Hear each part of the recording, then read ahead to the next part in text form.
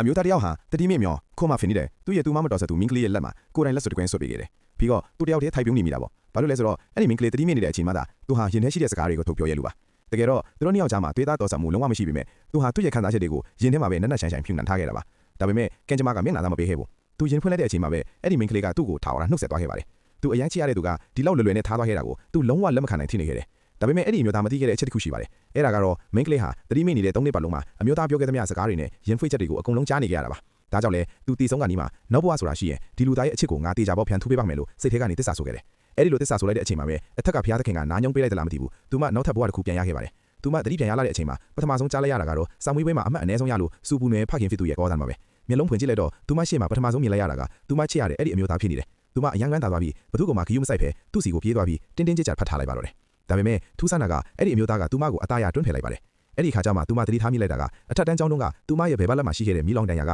အခုတော့အကောင့်တိုက်ပျောက်ကင်းနေတာပါဒါကိုကြည့်ချင်းအဖြစ်သူမဟာအထက်တန်းနောက်ဆုံးနှစ်ကိုပြန်ရောက်နေပြီဆိုတာသိလိုက်ရပါပြီဒီတစ်ချိန်မှာတော့သူမအရာအလုံးကိုပြောင်းလဲဖို့ဆုံးဖြတ်လိုက်ပါတယ်အခြေအနေနဲ့အနေရခလာတဲ့အခါမှာတော့သူမရဲ့မိထွေးနဲ့မိထူးပါသမီးကဂျားတဲ့ကနေစကားလမ်းကြောင်းလွဲပြီးအမျိုးသားကိုစိတ်ထဲမထားပါနဲ့ရှင်လို့ဟန်ဆောင်ကောင်းကောင်းနဲ့ပြောခဲ့ကြပါတယ်သူမကတော့သူတို့နှစ်ယောက်ကိုဘာမှပြန်မပြောပါဘူးဘာလို့လဲဆိုတော့သူတို့နှစ်ယောက်ဟာသူမအပေါ်ရမဲချစ်ပြနေကြတာကိုသူမသိနေလို့ပါအရင်ဘဝတုန်းကသူမ၃နှစ်ပတ်လုံးတတိမိနစ်ချိန်မှာသူတို့တခါမှလာမကြည့်ခဲ့ကြပါဘူးဒါကြောင့်လေသူမသူတို့နဲ့အတူ7မိနစ်ချိန်တော့ပဲအဲ့ဒီအမျိုးသားနဲ့အတူအိမ်ကိုလိုက်သွားခဲ့ပါတယ်ဒါပေမဲ့အိမ်ရောက်တဲ့အခါမှာတော့အဲ့ဒီအမျိုးသားကတခြားနေရာမှာအောင်တွေတော်နဲ့မင်္ဂလေးသွားကြည့်ဖို့လုပ်နေတာကိုသိလိုက်ရတယ်ဒါနဲ့ပဲသူမကချက်ချင်းသူ့လက်ကိုဆွဲပြီးကျမကိုအိမ်စာကူလုပ်ပြရမယ်ဆိုပြီးဇွတ်ဖြောလိုက်တဲ့အတွက်အမျိုးသားကမင်္ဂလေးသွားကြည့်မဲ့အစီအစဉ်ကိုဖျက်လိုက်ရပါတော့တယ်ကဲနောက်ကျဘာတွေဆက်ဖြစ်မလဲဆိုတာသိချင်တယ်တော့ဗီဒီယိုကို like ပေးထားကြပါဦးနော်